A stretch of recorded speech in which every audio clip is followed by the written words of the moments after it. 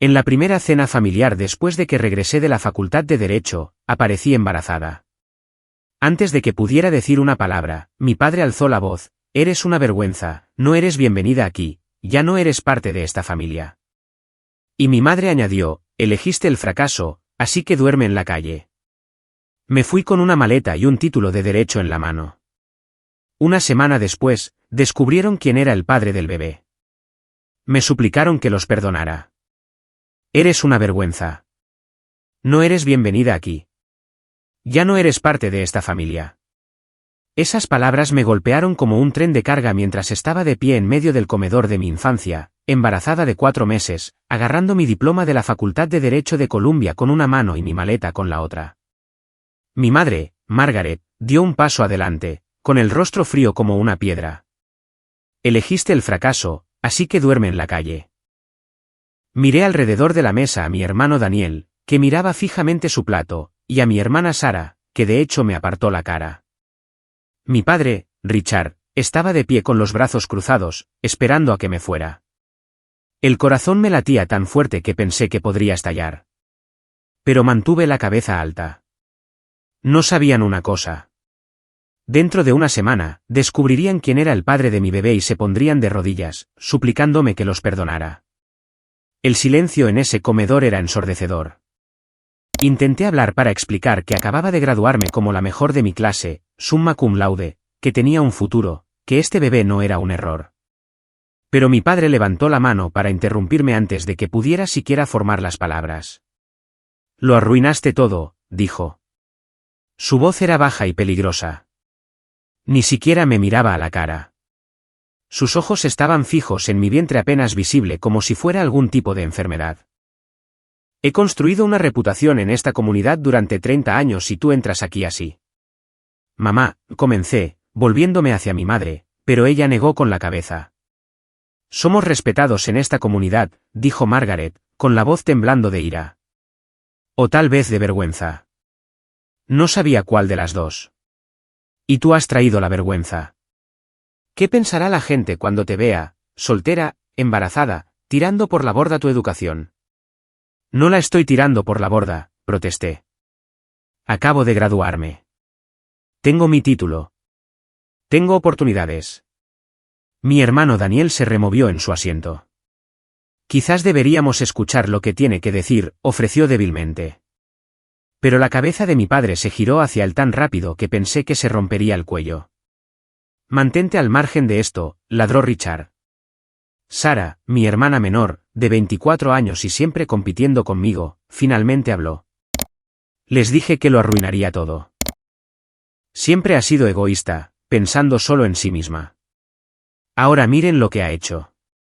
Quería gritarle que no tenía idea de lo que estaba hablando, que había pasado 3 años trabajando hasta el agotamiento, estudiando hasta las 3 de la mañana, sobreviviendo a base de café y determinación. Quería hablarles del padre, de cómo era alguien a quien respetarían, alguien a quien estarían orgullosos de conocer, pero no me dejaban hablar. Mi padre se levantó de su silla, las patas raspando contra el suelo de madera. «Fuera», dijo, señalando la puerta principal. «Ahora». Sentí que las lágrimas me quemaban los ojos, pero me negué a dejarlas caer. No delante de ellos, no cuando me estaban tratando como si no fuera nada. Me di la vuelta y caminé hacia las escaleras para recoger el resto de mis cosas de mi antigua habitación. La casa se veía exactamente igual que cuando me fui a la Facultad de Derecho 3 años atrás. Las paredes seguían pintadas de ese suave color crema que a mi madre le encantaba. Fotos familiares bordeaban el pasillo. Fotos de la graduación universitaria de Daniel, de la fiesta de compromiso de Sara el año pasado, de mi discurso de valedictorian en la secundaria. Me pregunté cuánto tiempo tardarían en quitar cualquier foto que me incluyera. Empujé la puerta de mi habitación de la infancia. La cama estaba hecha con el mismo edredón floral que había tenido desde los 16 años. Mis viejos trofeos del equipo de debate estaban en el estante sobre mi escritorio. Agarré una bolsa de lona del armario y comencé a meter ropa en ella. Vaqueros, suéteres, algunos trajes profesionales que necesitaría para entrevistas de trabajo. La puerta se abrió detrás de mí. Me giré, esperando que quizás fuera Daniel, viniendo a disculparse, a decirme que me apoyaría. Pero era mi madre. No vuelvas hasta que arregles este desastre, dijo. Tenía los brazos cruzados sobre sí misma como si tuviera frío. Arreglar esto, repetí, mi mano moviéndose instintivamente hacia mi estómago. ¿Te refieres a mi bebé? No respondió. Simplemente se dio la vuelta y se fue, sus pasos resonando por el pasillo. Antes de que pudiera cerrar la cremallera de mi bolsa, Sara irrumpió en la habitación. Caminó directamente a mi estantería y agarró el premio de cristal que había recibido el año anterior, grabado con Mejor hija. Lo sostuvo frente a mi cara. Ya no te mereces esto, dijo, y se fue con él. Terminé de empacar en silencio. Cuando volví a bajar, mi padre estaba sentado en su sillón de cuero en la sala de estar, leyendo el Boston Globe como si nada hubiera pasado. No levantó la vista cuando pasé. No se despidió. Abrí la puerta principal y salí a la lluvia de noviembre. Boston a finales de otoño era brutal, frío, húmedo y miserable. No tenía paraguas. No tenía coche aquí. Había tomado el tren desde Nueva York, esperando quedarme el fin de semana, esperando que mi familia estuviera feliz por mí, para celebrar mi graduación, incluso si se sorprendían por el bebé. Me quedé en el porche un momento, empapándome, mirando hacia la casa donde había crecido. Las luces eran cálidas en el interior. A través de la ventana, pude ver a mi familia volviendo a sentarse a la mesa, continuando su cena, como si yo nunca hubiera estado allí. Saqué mi teléfono e intenté llamar a mi mejor amiga, Amanda. La llamada fue directamente al buzón de voz. Lo intenté de nuevo. Nada. Mis manos temblaban de frío, de conmoción y del peso abrumador de estar completamente sola. Caminé 3 manzanas bajo la lluvia antes de encontrar un pequeño hotel, del tipo con un letrero de neón parpadeante y un vestíbulo que olía a humo de cigarrillo y solución de limpieza. El recepcionista apenas me miró mientras pagaba una habitación con mi tarjeta de crédito, $120 por noche. Tenía quizás $12,000 en mi cuenta de ahorros. Eso me duraría 4 meses si tenía cuidado, menos si no lo tenía. La habitación era pequeña y deprimente. Una cama doble con un edredón fino, un televisor que solo tenía cable básico, un baño con un grifo que goteaba. Me senté en el borde de la cama y miré mi título de Derecho, todavía en su carpeta de cuero. Facultad de Derecho de Columbia. 3 años del trabajo más duro de mi vida. ¿Y para qué? Para estar sin hogar. A los 28 años, embarazada y sola. Puse mi mano en mi estómago, de 4 meses. El bebé era del tamaño de un aguacate, según la aplicación de embarazo de mi teléfono. Había estado tan emocionada esta mañana, pensando que podría compartir esta noticia con mi familia, dejar que se sintieran felices de convertirse en abuelos, pedirle consejo a mi madre sobre médicos y guarderías. En cambio, estaba sentada en una habitación de hotel que probablemente tenía chinches, preguntándome cómo iba a sobrevivir.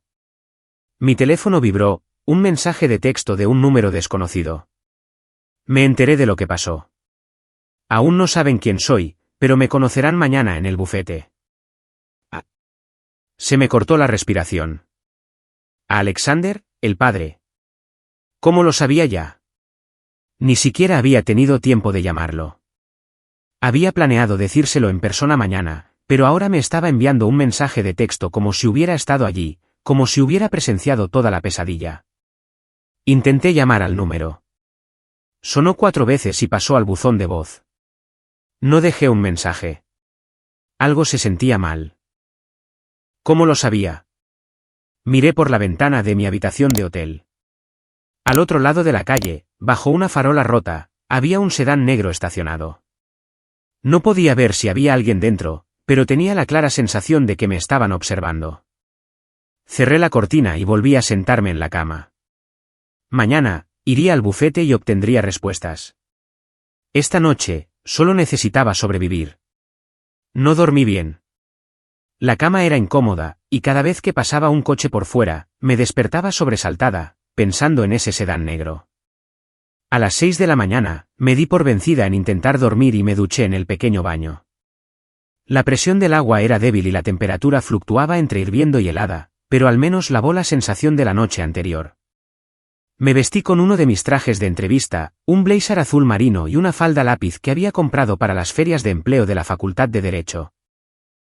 Todavía me quedaba, apenas, aunque tuve que dejar desabrochado el botón superior de la falda.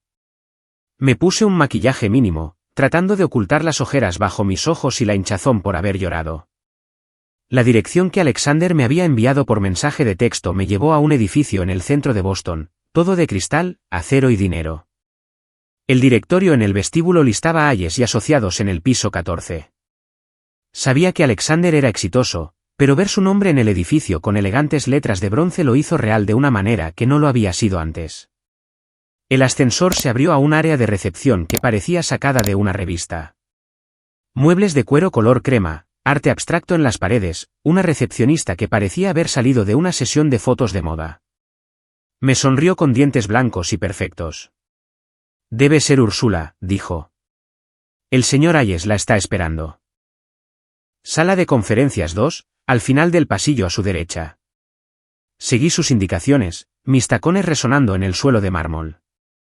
La sala de conferencias tenía ventanas del suelo al techo con vistas a la ciudad. La mesa podía sentar fácilmente a 20 personas. Y sentado a la cabeza, mirando su portátil, estaba Alexander. Se levantó cuando entré.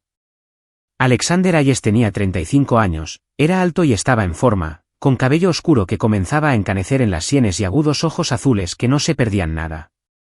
Llevaba un traje que probablemente costaba más que todo mi guardarropa, y se veía en cada centímetro como el exitoso abogado que era. Úrsula, dijo, y su voz era cálida, preocupada. Cruzó la habitación y me abrazó. Me permití apoyarme en él por un momento antes de retroceder. ¿Cómo supiste lo de anoche? No te llamé. Parecía incómodo. Sentémonos. Nos sentamos uno frente al otro en la enorme mesa. Juntó las manos frente a él, un gesto que reconocí de verlo prepararse para los argumentos en el tribunal. Tu padre llamó a mi oficina ayer por la tarde. Sentí como si me hubieran dado un puñetazo. ¿Qué? De alguna manera se enteró de lo nuestro. No sé cómo. Llamó y pidió hablar conmigo sobre su hija, que estaba involucrada con uno de los socios. Lo negué al principio, pero fue persistente. Dijo que sabía que era yo. ¿Y se lo dijiste? No, dijo Alexander con firmeza. No confirmé nada, pero parecía convencido. Dijo que quería que me mantuviera alejado de ti, que sería mejor para todos si terminábamos las cosas en silencio. Me sentí mal. Así que él lo sabía. Lo sabía antes de que yo llegara. Por eso estaba tan dispuesto a echarme. Alexander asintió. Creo que estaba tratando de darte una lección, castigarte por estar conmigo. Hizo algunas amenazas sobre mi reputación, sobre ir al colegio de abogados del Estado, alegando que nuestra relación era inapropiada porque nos conocimos en una conferencia profesional. Eso es ridículo, dije. No era tu estudiante ni tu empleada. No hay nada inapropiado en ello. Lo sé, pero a tu padre no le importan los hechos. Le importa el control. Pensé en crecer en esa casa, en la forma en que mi padre siempre tenía que tener la última palabra en todo. Lo que estudiaba, a qué universidad iba, con quién salía. Había pensado que mudarme a Nueva York para la Facultad de Derecho me daría libertad. Pero incluso a 200 millas de distancia, se las había arreglado para meterse en mi vida y destrozarla. Hay algo más, dijo Alexander. Metió la mano en su maletín y sacó una carpeta. Hice algunas averiguaciones esta mañana. Llamé a algunos contactos. Tu padre ha estado haciendo llamadas, Úrsula. Muchas llamadas. ¿Qué tipo de llamadas? Ha estado contactando a bufetes de abogados por todo Boston, diciéndoles que no te contraten. Mis manos se cerraron en puños sobre la mesa. ¿Qué?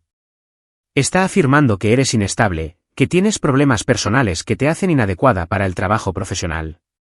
Está usando sus conexiones. Es socio principal en Bridgewater Financial y conoce gente, mucha gente. Eso es difamación, dije, mi formación legal activándose. No puede hacer eso. Puede si nadie está dispuesto a testificar en su contra, y nadie lo hará porque es Richard Thompson y tiene poder en esta ciudad. Sentí que se me formaban lágrimas, pero parpadeé para contenerlas. Entonces, ¿qué se supone que debo hacer? No puedo conseguir un trabajo. No puedo ir a casa. Estoy embarazada y no tengo dónde vivir. Alexander extendió la mano sobre la mesa y tomó la mía.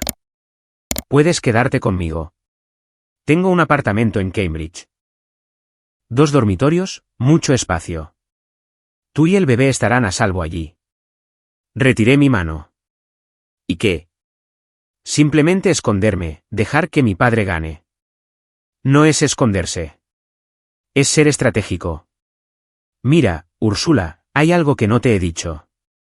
Mi caso de custodia con Ellen todavía está en curso. Estamos en mediación, tratando de resolver los detalles sobre los niños. Si se entera de lo nuestro, del bebé, lo usará en mi contra. Afirmará que no soy apto, que estaba teniendo una aventura antes de que el divorcio fuera definitivo. ¿Lo estabas?, pregunté, aunque ya sabía la respuesta. No, nos separamos hace 18 meses. El divorcio se finalizó la primavera pasada, pero la batalla por la custodia comenzó después, y ha sido brutal. Ellen quiere la custodia total y está jugando sucio.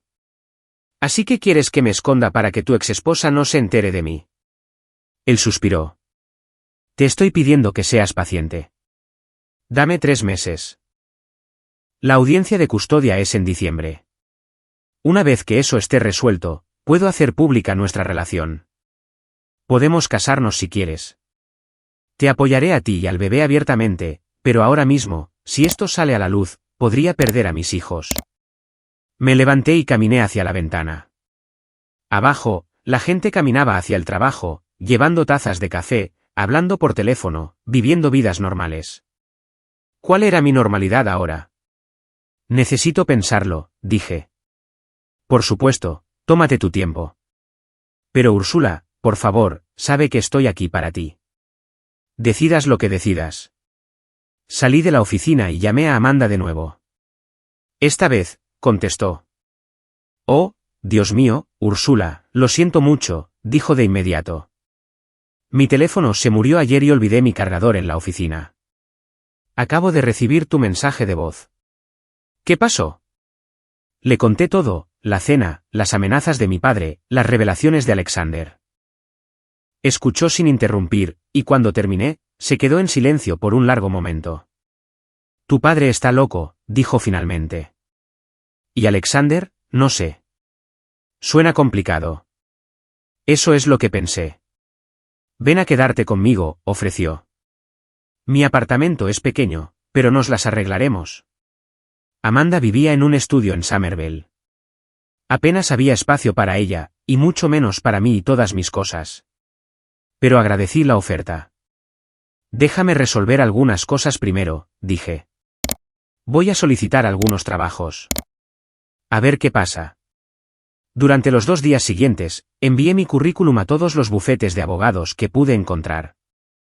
Sullivan y Cramwell, Ropes y Gray, Goldwyn Procter. Me había entrevistado con algunos de ellos durante mi 3er año y había recibido respuestas positivas.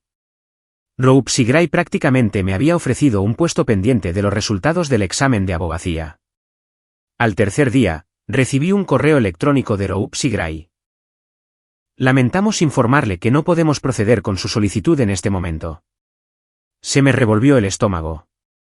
Llamé a la reclutadora. Había estado trabajando con una mujer llamada Patricia que se había mostrado entusiasta con mis perspectivas. Patricia, soy Úrsula Thompson. Acabo de recibir su correo electrónico y estoy confundida. Pensé que estábamos avanzando. Hubo una pausa incómoda. Lo siento, Úrsula. Se plantearon algunas preocupaciones sobre sus antecedentes. ¿Qué preocupaciones? Tengo un historial limpio, excelentes calificaciones, buenas recomendaciones. No puedo discutir los detalles. Lo siento. Simplemente no va a funcionar. Colgó antes de que pudiera preguntar nada más. Llamé a Sullivan y Cramwell. Su solicitud ha sido retirada. Llamé a Goldwyn. Hemos decidido optar por otro candidato. Los 3 bufetes. En el mismo día. Me senté en mi habitación de hotel mirando mi teléfono, sintiendo que las paredes se cerraban a mi alrededor. Mi padre había hecho esto. Se había puesto en contacto con todos los bufetes a los que había aplicado y había envenenado el pozo. Estaba destruyendo sistemáticamente mi carrera antes de que siquiera comenzara. Y la peor parte era que no podía probarlo. No podía quedarme en esa habitación de hotel más tiempo. Sentía que las paredes se cerraban y necesitaba aire. Necesitaba hacer algo, cualquier cosa. Llamé a Jessica Chen, pero luego recordé las restricciones de nombre. Necesitaba llamar a otra persona. Revisé mis contactos y encontré a Jessica Martínez, una amiga de la Facultad de Derecho que había decidido convertirse en investigadora privada en lugar de ejercer la abogacía. Siempre había dicho que el trabajo realmente interesante ocurría fuera de los tribunales. Jessica, necesito tu ayuda, dije cuando contestó. 2 días después, nos encontramos en una cafetería en Cambridge. Deslizó una carpeta sobre la mesa hacia mí. Tu padre ha estado ocupado, dijo. Hice algunas llamadas, hablé con algunas personas. Se puso en contacto con al menos 7 bufetes importantes en Boston, les dijo que eras emocionalmente inestable, que estabas involucrada en relaciones inapropiadas, que no eras apta para el trabajo profesional. ¿Puedo demandarlo por esto? Podrías intentarlo, pero necesitarías a alguien en esos bufetes dispuesto a testificar, y nadie lo hará. Todos están preocupados por su propia reputación, por sus propias relaciones comerciales con él. Tu padre tiene contactos, Úrsula. Forma parte de juntas directivas. Conoce a jueces. Juega al golf con socios principales. Nadie quiere enfrentarse a él. Me sentí derrotada. Entonces, ¿simplemente puede arruinar mi vida y no hay nada que pueda hacer al respecto? No dije eso. Jessica se inclinó hacia adelante. Hay otras opciones. Bufetes más pequeños, organizaciones sin fines de lucro, departamentos legales corporativos. Pero necesitas moverte rápido y necesitas dinero. Dinero. Ese se estaba convirtiendo en el mayor problema. Llevaba ya 5 días en el hotel. $600 menos. Tenía citas para atención prenatal que mi seguro de estudiante ya no cubriría porque me había graduado. Necesitaba al menos $15,000 solo para cubrir las facturas médicas del parto, y eso suponiendo que todo fuera bien. Alexander se había ofrecido a pagarlo todo. Pero aceptar su dinero se sentía como renunciar a mi independencia, como admitir que no podía hacer esto sola. Pasé la siguiente semana solicitando empleo en bufetes más pequeños, lugares que mi padre podría no haber pensado en contactar. Oficinas de abogados de inmigración, prácticas de derecho de familia, abogados de defensa penal que operaban desde pequeñas oficinas sobre pizzerías. Ninguno de ellos estaba contratando. Mientras tanto, mi dinero se estaba agotando. Hotel, comida, transporte, visitas al médico. Había empezado a comprar sándwiches baratos en tiendas de conveniencia y a comerlos en mi habitación para ahorrar dinero. Usaba los mismos 3 conjuntos de ropa en rotación. Dejé de comprar café. Y entonces Sara publicó en Facebook. Era una foto de nuestra familia en casa de Daniel. Todos sonrisas. Mamá, papá, Daniel y su esposa, Sara y su prometido. El pie de foto decía, la familia lo es todo. La lealtad importa. No me habían etiquetado. No estaba en la foto, pero el mensaje era claro. Los comentarios comenzaron a llegar. Amigos del instituto, parientes, amigos de la familia. Hermosa familia, escribió una persona. ¡Qué bendición!, escribió otra. Y entonces alguien preguntó, ¿dónde está Úrsula? La respuesta de Sara apareció en cuestión de minutos. Algunas personas eligen alejarse de los valores familiares. Quería lanzar mi teléfono al otro lado de la habitación. En su lugar, bloqueé a Sara. Luego bloqueé a mis padres. Luego apagué mi teléfono por completo y me quedé mirando el techo de mi habitación de hotel, sintiéndome más sola que nunca en mi vida. A la mañana siguiente, mi teléfono sonó con un número desconocido. Casi no contesto, pero algo me hizo cogerlo. ¿Úrsula? Era la voz de mi madre. ¿Cómo conseguiste este número? Eso no importa. Te llamo porque quiero ayudarte. ¿Ayudarme? Me echaste. Hubo una pausa. Si das al bebé en adopción, puedes volver a casa. Me senté tan rápido que me mareé. ¿Qué acabas de decir? No estás preparada para ser madre. No tienes trabajo, ni casa. Podemos ayudarte a encontrar una buena familia, gente que pueda proporcionar todo lo que un niño necesita. Y entonces podrás volver, reiniciar tu carrera, dejar esto atrás. Mi bebé no es un error que deba borrarse, dije, con la voz temblando de rabia. Estamos tratando de ayudarte, Úrsula. Estás tirando tu vida por un hombre que ni siquiera te reconocerá públicamente. ¿No ves cómo se ve esto? Colgué. Me temblaban las manos. Quería gritar. Quería llorar. En su lugar, llamé a Alexander. Quieren que dé al bebé en adopción, le dije. Mi propia madre acaba de pedirme que dé a mi bebé para que pueda volver a casa y fingir que nada de esto ha pasado. Eso no va a pasar, dijo Alexander con firmeza. Vas a tener a este bebé y yo voy a ayudarte. Múdate conmigo, Úrsula. Por favor. Necesitas estabilidad, y yo puedo proporcionártela. Acepté. No porque quisiera, sino porque no me quedaban opciones. Me mudé al apartamento de Alexander al día siguiente. Era hermoso, moderno, con enormes ventanas y muebles caros. Me dio la habitación de invitados y me dijo que me sintiera como en casa. Pero me sentía como una invitada, como si estuviera imponiéndome, como si en cualquier momento pudiera cambiar de opinión y pedirme que me fuera también. 2 semanas después, un notificador me encontró en el apartamento de Alexander. ¿Úrsula Thompson?, preguntó. Sí. Me entregó un sobre grueso. Ha sido notificada. Dentro había una petición legal. Richard y Margaret Thompson estaban solicitando al tribunal los derechos de los abuelos. Alegaban que yo era una madre no apta, incapaz de proporcionar una vivienda estable o apoyo financiero, y que sufría de inestabilidad emocional. Pedían al tribunal que les concediera la custodia de mi bebé cuando naciera. Llamé a Christopher Walsh, el abogado de asistencia legal que Jessica me había recomendado. Vino a verme esa tarde. Esto es serio, dijo después de revisar los documentos. En Massachusetts, los abuelos pueden solicitar derechos si pueden demostrar que es en el mejor interés del niño. Y desafortunadamente, tienen un caso. Estás desempleada. No tienes una vivienda permanente. Y argumentarán que has estado inestable desde tu embarazo. Pero tengo un título de Derecho de Columbia. Lo que no significa nada si no puedes conseguir un trabajo. Mira, Úrsula, te ayudaré a luchar contra esto, pero necesitas entender a qué nos enfrentamos.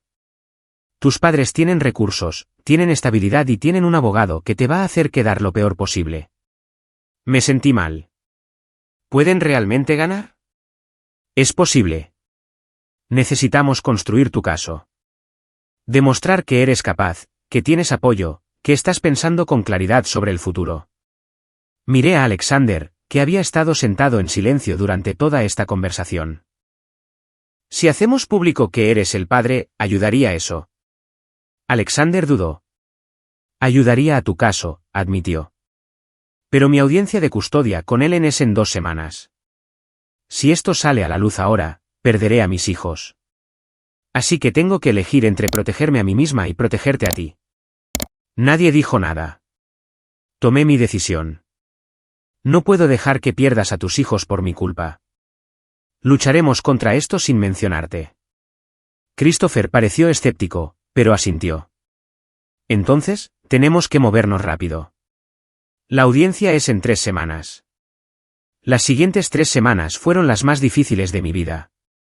Christopher me ayudó a construir un caso, pero todo se sentía como si estuviéramos luchando cuesta arriba.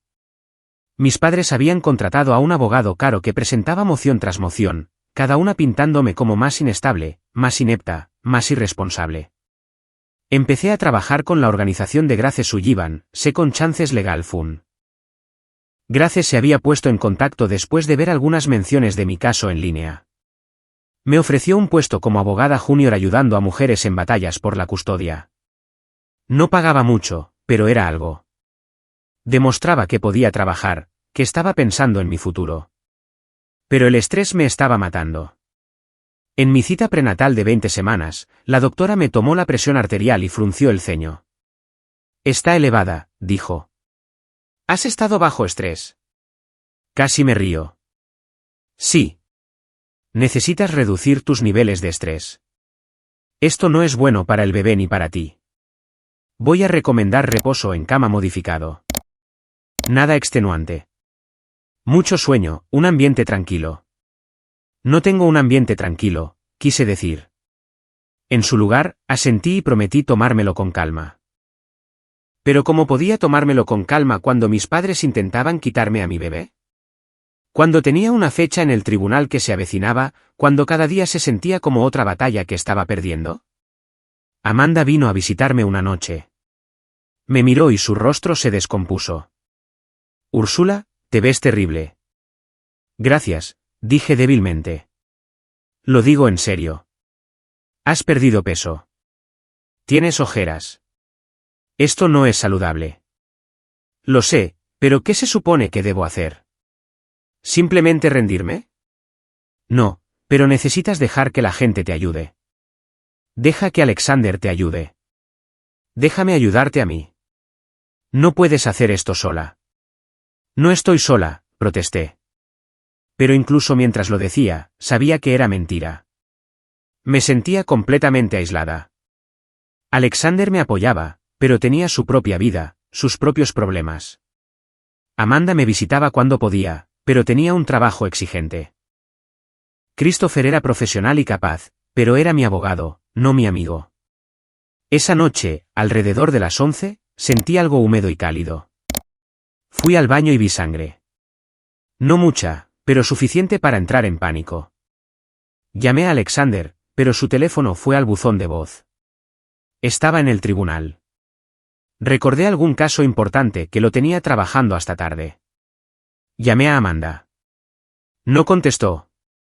Llamé a la oficina de Christopher. Cerrada. Llamé al 911. Los paramédicos llegaron en 10 minutos.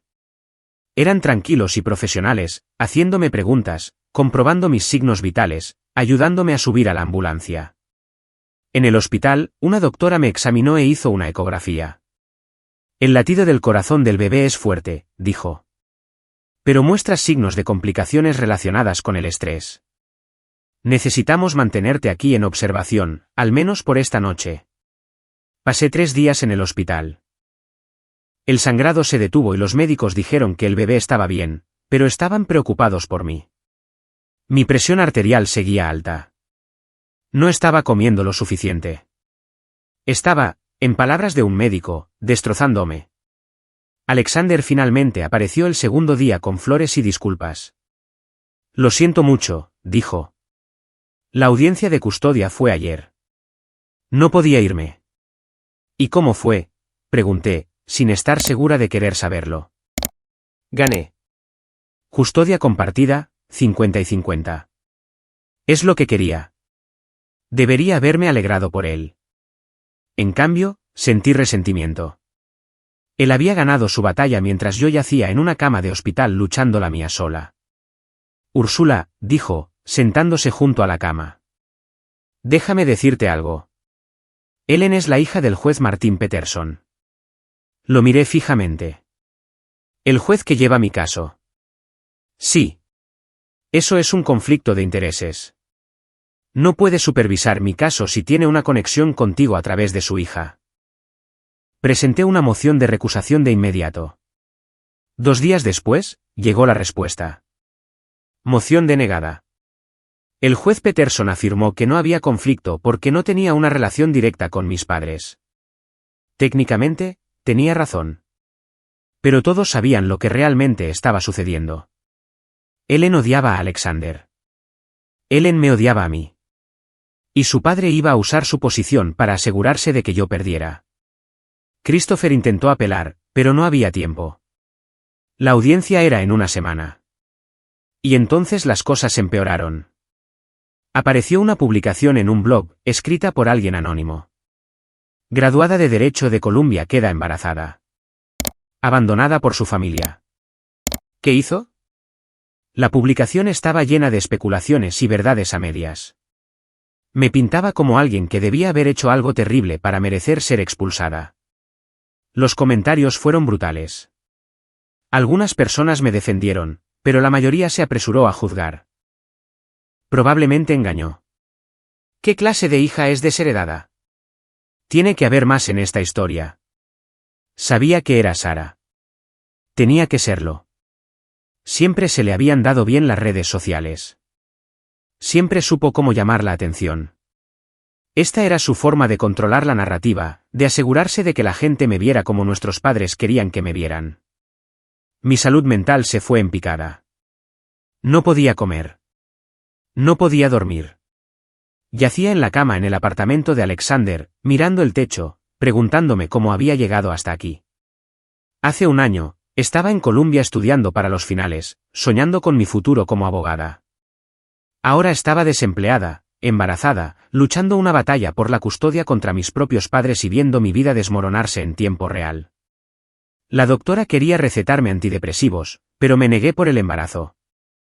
En su lugar, recomendó terapia, meditación, cualquier cosa para ayudarme a sobrellevarlo. Pero ¿cómo meditas para alejar el hecho de que tu familia quiere quitarte a tu bebé? ¿Cómo haces terapia para salir de una traición sistémica? No podía. Así que seguí adelante, día a día, porque ¿qué más podía hacer? El correo electrónico llegó un martes por la mañana. Casi lo borro pensando que era spam. El asunto decía, puedo ayudar. La remitente era Grace Sullivan.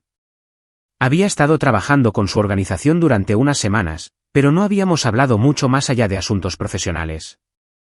Abrí el correo electrónico. Úrsula, vi tu historia en línea. Sé por lo que estás pasando porque lo viví hace 20 años. Estaba embarazada. Mi familia me abandonó y trataron de quitarme a mi bebé. Luché contra ellos y gané.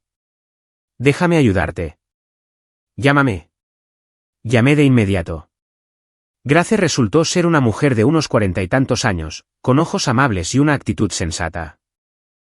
Nos reunimos en una cafetería cerca de su oficina y me contó su historia.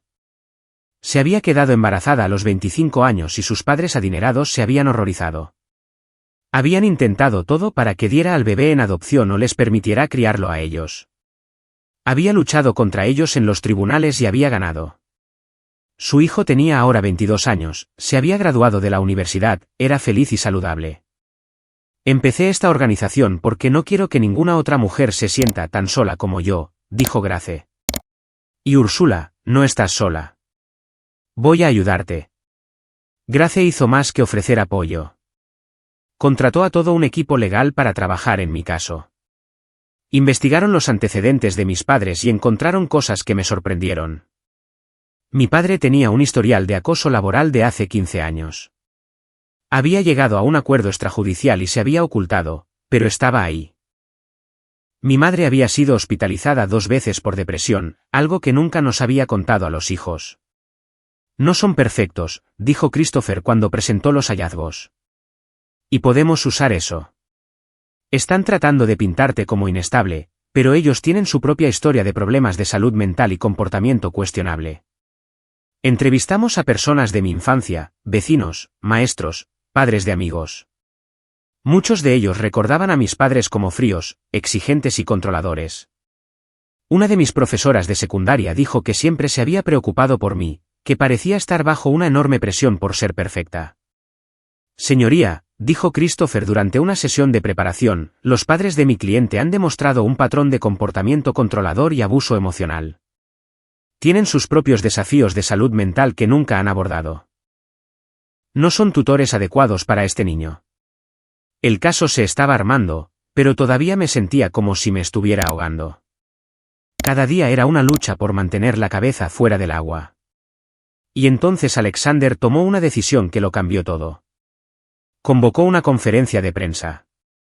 Estoy aquí hoy para hacer una declaración, dijo, de pie frente a una sala llena de reporteros y cámaras.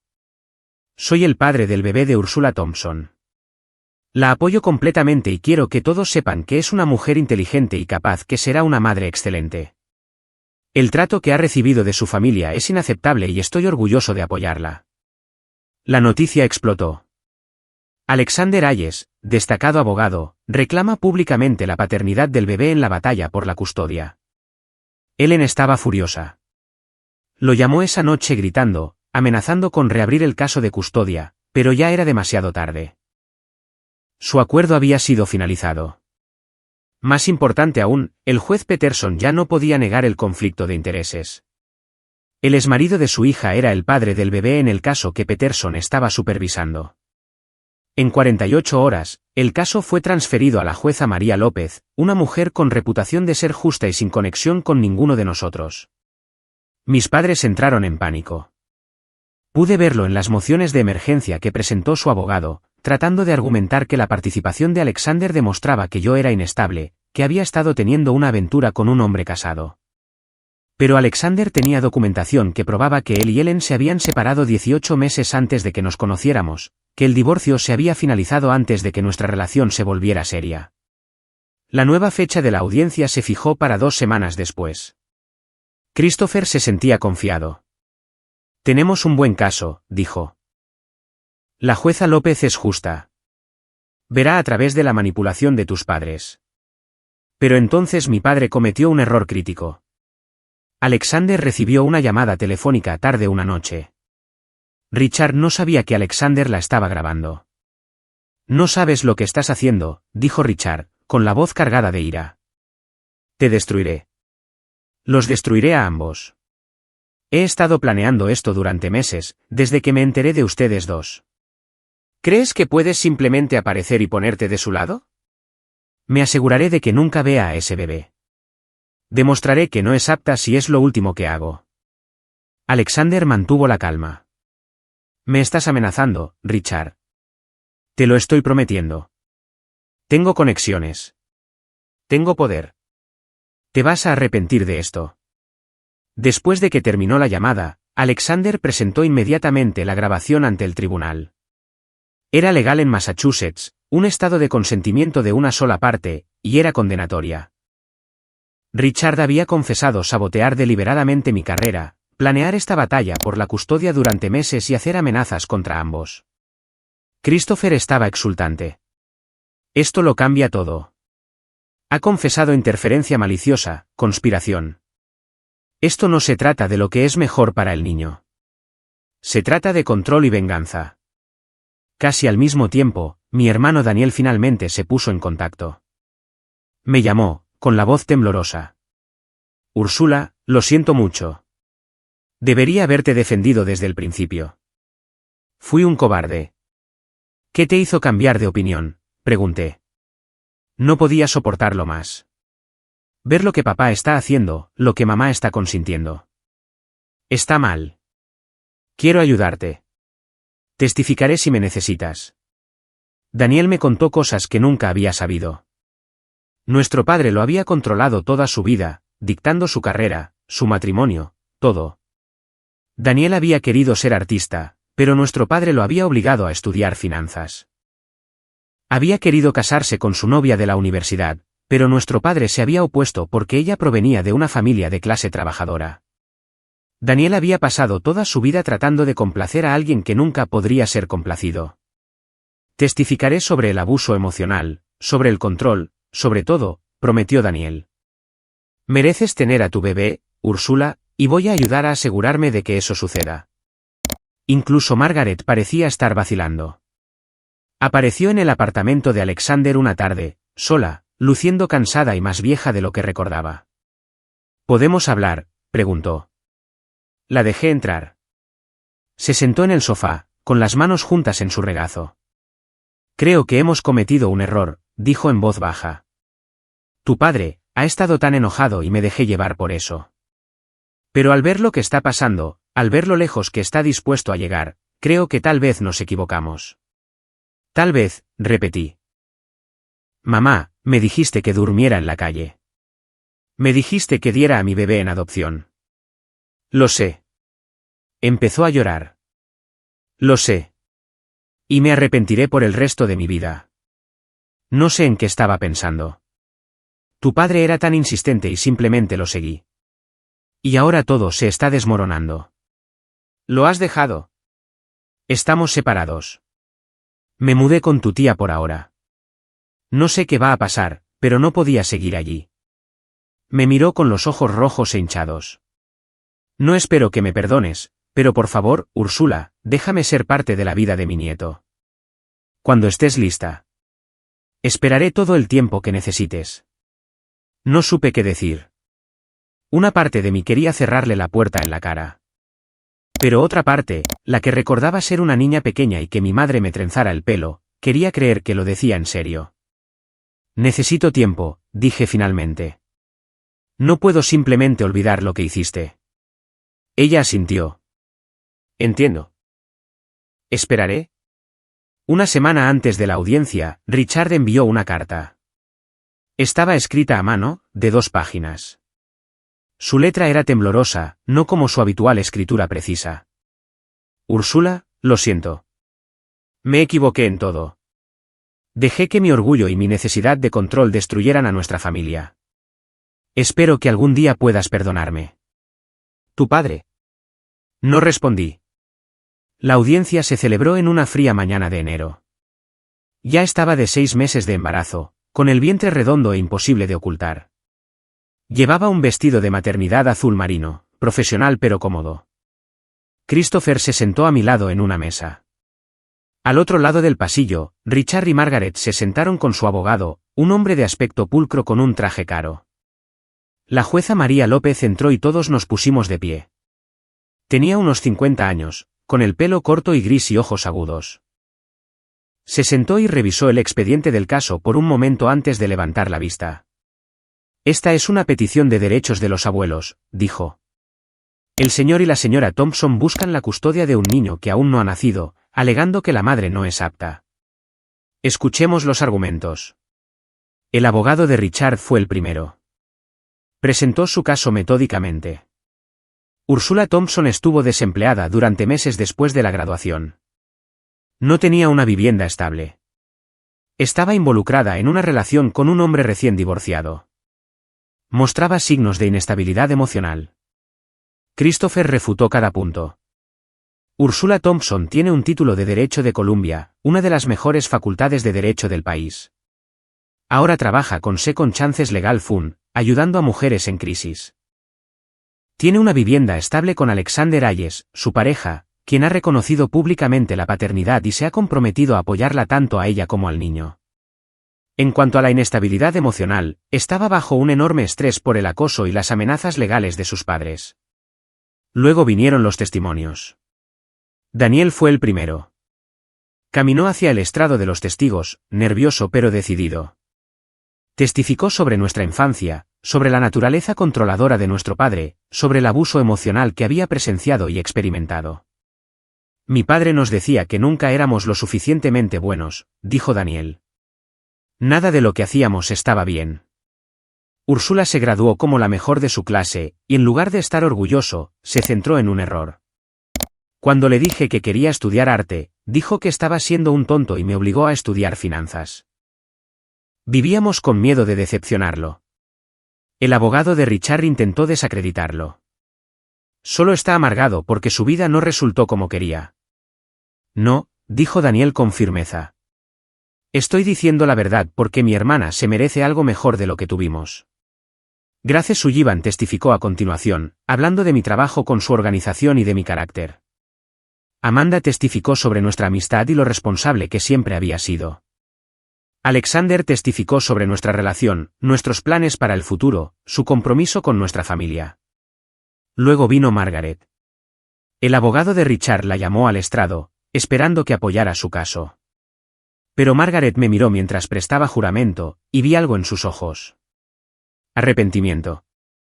Señora Thompson, ¿cree que su hija es apta para ser madre?, preguntó el abogado. Margaret guardó silencio por un largo momento. Pensé que tenía una buena vida con nosotros. Pensé que hacíamos todo bien. Pero mirando hacia atrás, me doy cuenta de que fuimos demasiado duros con ella. Fuimos demasiado controladores. Y cuando más nos necesitaba, la abandonamos. El abogado parecía atónito. Señora Thompson, eso no es lo que discutimos. Lo sé, pero ya no puedo mentir. Respiró hondo. Úrsula es fuerte, inteligente y capaz. Será una buena madre, mejor de lo que yo fui. El abogado de Richard la despidió rápidamente, claramente desconcertado. Finalmente, Richard subió al estrado. Christopher lo interrogó sobre la llamada telefónica grabada, sobre sus intentos de sabotear mi carrera, sobre sus motivaciones para buscar la custodia. Dijo que había estado planeando esto durante meses, señaló Christopher. Admitió haber puesto en una lista negra a su hija en bufetes de abogados de todo Boston. Hizo amenazas contra Ursula y el señor Hayes. Esto no se trata del bienestar del niño, ¿verdad, señor Thompson? La cara de Richard estaba roja. Estaba tratando de proteger la reputación de mi familia. ¿Destruyendo la vida de su hija? Ella tomó su decisión. Eligió involucrarse con un hombre inapropiado, quedar embarazada fuera del matrimonio, avergonzarnos. Christopher caminó frente al estrado de los testigos. El señor Hayes estaba divorciado cuando se conocieron. No hay nada inapropiado en su relación. El único comportamiento inapropiado aquí es el suyo. Usó su influencia para evitar que su hija encontrara empleo. La echó de su casa mientras estaba embarazada. Presentó una petición de custodia no porque le importe este niño, sino porque quiere castigar a Ursula por desafiarlo. Eso no es cierto, protestó Richard. Pero su voz carecía de convicción. Christopher sacó otro documento. Señoría, tenemos pruebas de que el señor Thompson enfrenta dificultades financieras. Su empresa está bajo investigación por fraude y podría ser despedido. Creemos que su verdadera motivación para buscar la custodia es financiera. Los abuelos con custodia pueden exigir manutención infantil a los padres biológicos. El señor Hayes es un hombre rico. El señor Thompson ve a este niño como una fuente de ingresos. La sala del tribunal quedó en silencio. Margaret se giró para mirar a Richard, con el rostro pálido. ¿Es esto cierto?, le preguntó. Richard, ¿estabas usando a nuestro nieto por dinero? Richard no respondió. Simplemente se quedó allí sentado, con el rostro ceniciento. La jueza López levantó la mano. Eso es suficiente. Esta audiencia se levanta. Revisaré las pruebas y emitiré un fallo dentro de una semana. Cuando salimos del tribunal, Margaret me alcanzó en el pasillo. No lo sabía, dijo, con lágrimas corriendo por su rostro. Te juro que no sabía que planeaba usar al bebé por dinero. Pensé que lo hacíamos porque nos importaba. Quizás si te importaba, dije. Pero eso no cambia lo que hiciste. Lo sé, se secó los ojos. Voy a solicitar el divorcio. No puedo estar con alguien que haría esto. Sara estaba cerca, observando. No dijo nada, pero tampoco se fue. Quizás finalmente estaba empezando a entender cómo era realmente nuestro padre. El fallo de la jueza López llegó 6 días después. Christopher me llamó con la noticia antes de que llegaran los documentos oficiales. Ganaste, dijo. Completamente. La decisión escrita fue exhaustiva. La jueza López había visto a través de todos los argumentos de mis padres. Señaló la evidencia de abuso emocional, las motivaciones financieras, la interferencia maliciosa en mi carrera. Escribió que Richard y Margaret Thompson habían demostrado que su principal preocupación era el control, no el bienestar del niño. La petición de derechos de los abuelos fue denegada con perjuicio, lo que significa que no podían volver a presentarla. Los plenos derechos parentales permanecen con Ursula Thompson, concluía la decisión. El tribunal la considera una mujer capaz e inteligente, con sistemas de apoyo adecuados y un amor genuino por su hijo nonato. Lloré cuando lo leí. No lágrimas de tristeza, sino de alivio. Alexander me abrazó mientras yo sollozaba en su hombro, finalmente liberando meses de miedo y estrés. Se acabó, repetía. Estás a salvo. El bebé está a salvo. Las siguientes semanas fueron un torbellino de cambios positivos. Empecé a trabajar a tiempo completo en Second Chances Legal Fund. Grace me ascendió a un puesto senior, confiándome casos más complejos. El trabajo era gratificante de una manera que nunca antes había experimentado. Estaba ayudando a mujeres que habían estado donde yo estuve, luchando por sus derechos, sus hijos, sus futuros. Alexander y yo encontramos un ritmo. Sus hijos de su primer matrimonio vinieron de visita, y aunque al principio fue incómodo, gradualmente se acostumbraron a mí. Su hija Emily, que tenía 12 años, incluso parecía emocionada por tener un hermanito. Su hijo Thomas, que tenía 9, no estaba tan seguro, pero cambió de opinión cuando Alexander le explicó que más familia significaba más amor, no menos. Daniel nos visitaba a menudo, a veces trayendo a su esposa. Había comenzado a ver a un terapeuta para trabajar en sus propios problemas con nuestro padre. Me dijo que se sentía más ligero, más libre, como si hubiera estado cargando un peso toda su vida y finalmente se le hubiera permitido dejarlo. Sara permaneció distante.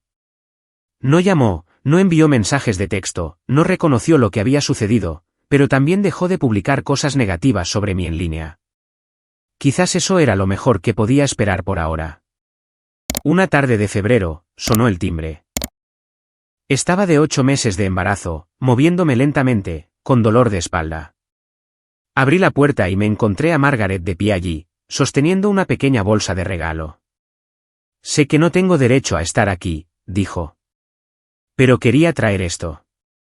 No tienes que dejarme entrar. Puedo simplemente dejarlo e irme. La miré. Había envejecido en los últimos meses. Su cabello tenía más canas, su rostro más arrugas. Parecía más pequeña, de alguna manera disminuida. Entra, dije. Nos sentamos en la sala de estar. Me entregó la bolsa de regalo. Dentro había un pequeño elefante de peluche, suave y azul. Lo hice yo, dijo. Solía hacer ganchillo cuando ustedes eran pequeños. Pensé que quizás podría hacer algo para el bebé. Es hermoso, dije. Y lo decía en serio. Úrsula, no te pido que me perdones. Sé que lo que hice fue imperdonable, pero quiero que sepas que estoy viendo a un terapeuta. Estoy trabajando para entender por qué dejé que tu padre me controlara durante tanto tiempo. ¿Por qué no te defendí cuando debería haberlo hecho? Estoy tratando de ser mejor. Eso es bueno, mamá. Espero que te ayude. Retorcía las manos en su regazo. Tu padre y yo estamos divorciados ahora. El proceso fue rápido porque no luché por nada. Solo quería salir. Él enfrenta cargos en su empresa. No sé qué le va a pasar. ¿Cómo te sientes al respecto? Triste, enojada, aliviada, todo a la vez. Me miró. Desperdicié tantos años con alguien que no merecía mi lealtad, y casi pierdo a mi hija por su culpa. Si me perdiste, dije en voz baja. Al menos por un tiempo. Lo sé. Y si así tiene que ser, lo aceptaré. Pero espero que algún día puedas dejarme volver a entrar, aunque sea solo un poco. Necesito tiempo, dije. Este ha sido el año más difícil de mi vida. Y gran parte de eso se debe a las decisiones que tomaste. No puedo simplemente fingir que no sucedió. Entiendo. Se levantó para irse, luego se detuvo en la puerta. El tiempo que necesites, esperaré. Y Úrsula, estoy orgullosa de ti. Debería haberlo dicho hace mucho tiempo, pero lo digo ahora. Eres fuerte. Eres exitosa. Y vas a ser una madre increíble. Después de que se fue, me senté sosteniendo el pequeño elefante azul, pensando en el perdón, la familia y lo que significaba seguir adelante. Una semana después, llegó una carta de Richard. Era breve, escrita a mano con una caligrafía temblorosa que no se parecía en nada a su habitual escritura precisa. Úrsula, lo siento. Me equivoqué en todo. Dejé que mi orgullo destruyera a nuestra familia. Espero que algún día puedas perdonarme. Papá. No respondí. Quizás algún día lo haría, pero no hoy. Mi hija nació el 15 de marzo, 3 semanas antes de mi fecha de parto, pero sana y fuerte. La llamamos Sofía Grace, en honor a Grace Sullivan, quien nos había ayudado a salvar a ambas. Era perfecta, con los ojos azules de Alexander y lo que las enfermeras dijeron que era mi barbilla terca. Alexander estuvo allí para el parto, sosteniendo mi mano, llorando cuando pusieron a Sofía en mi pecho por primera vez. Amanda vino al hospital con flores y globos. Daniel trajo a su esposa y un oso de peluche gigante. Grace pasó con una canasta llena de artículos esenciales para bebés y una tarjeta que me hizo llorar. Margaret preguntó si podía visitar. Dije que sí, pero solo por unos minutos. Se quedó junto a la cama del hospital mirando a Sofía con lágrimas en los ojos, pero no pidió sostenerla. Solo miró. Es hermosa, susurró Margaret.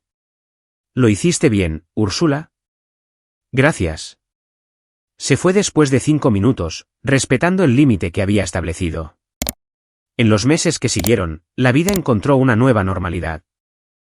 Volví a trabajar a tiempo parcial, llevando a Sofía a la oficina cuando lo necesitaba. Second Chances Legal Fund tenía una guardería exactamente por esta razón.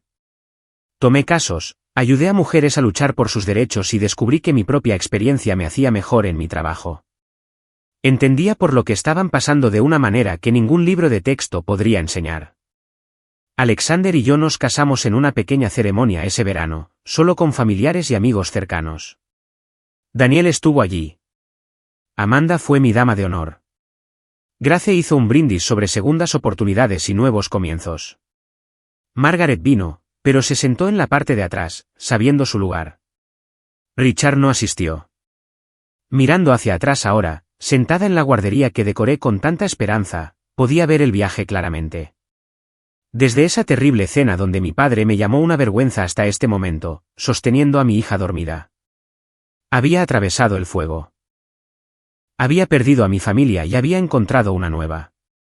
Me habían roto y me había reconstruido más fuerte. Las personas que te apoyan en tus momentos más oscuros, esas son tu verdadera familia. La sangre puede hacerte pariente, pero la lealtad y el amor te hacen familia. Aprendí que la fuerza no se trata de no tener miedo nunca. Se trata de seguir luchando incluso cuando estás aterrorizado, incluso cuando todo parece imposible. Aprendí que a veces tienes que dejar ir a las personas tóxicas, incluso si son familia, para protegerte a ti misma y a las personas que amas. Y aprendí que las segundas oportunidades no son solo para quienes te lastimaron. También son para ti. Una oportunidad para empezar de nuevo, para construir algo mejor, para crear la vida que mereces. Sofía se revolvió en su cuna, haciendo pequeños ruidos de bebé. La levanté, la abracé, aspiré ese perfecto olor a bebé. Vamos a estar bien, le susurré. Tenemos todo lo que necesitamos. Y así era. Amor, apoyo, fuerza y la una a la otra. Eso era suficiente. Eso era todo. Ahora, quiero saber de ustedes. ¿Alguna vez han tenido que elegir entre la lealtad familiar y protegerse a sí mismos? ¿Han enfrentado una situación en la que defenderse significaba perder a personas que amaban? ¿Qué habrían hecho en mi posición? Dejen sus pensamientos en los comentarios de abajo. Su historia podría ayudar a alguien más que esté pasando por algo similar.